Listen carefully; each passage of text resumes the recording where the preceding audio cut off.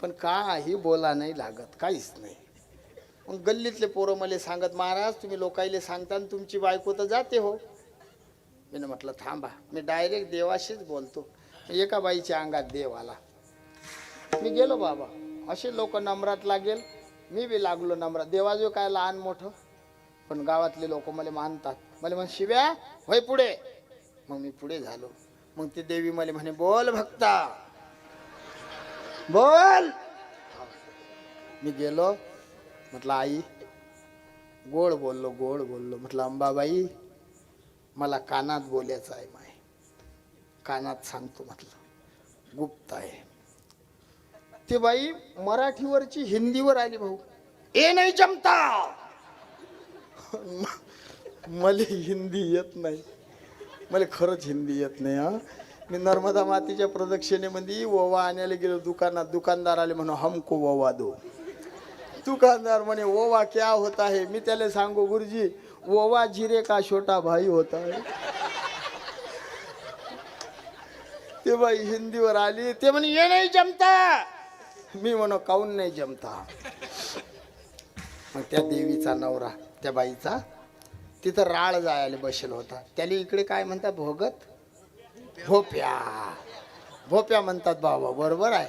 आमच्याकडे पुजारी भगत म्हणतात, इकडे भोप्या म्हणतात. मग तो भोप्या मावयकचा. त्याला कधी अडचण आली बिडी काढीची जरा हा होते आपल्याच्यानं मदत.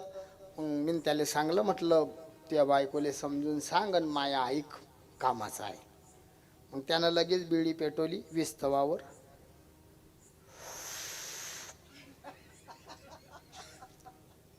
आई नाही आईच म्हणा लागते बर, जरी बायको असली तरी का हो आई म्हणा लागते ना. मग त्यानं बिडी पेटवली. आई ते म्हणे बोल बालका. नवरेले बालका बोल. मग तो काय म्हणे आई लेकरू अज्ञानी आहे. मला अज्ञानी म्हणे गदा.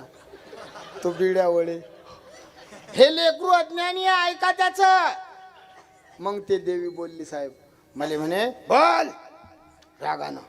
मी गेलो आणि खरंच बोललो कानात. मुकेश भाऊ डायरेक्ट बोललो. म्हटलं देवी लग्न होऊन नाही राहिले माय, माय झालं टिकू दे माय, मी पाया पडतो. आणि तुले जर हे पुजारी भोपी म्हणून लागत असेल, हे तुला घे, मला दुसरी आणून दे. देवाशी बोलायला लाजू नाही. त्या दिवसपासून त्या देवीची मावर अशी कृपा झाली. बाबा खोटं नाही सांगत, माय बायको अशी दुरून दिसली की ती देवी करते इसको भगाव.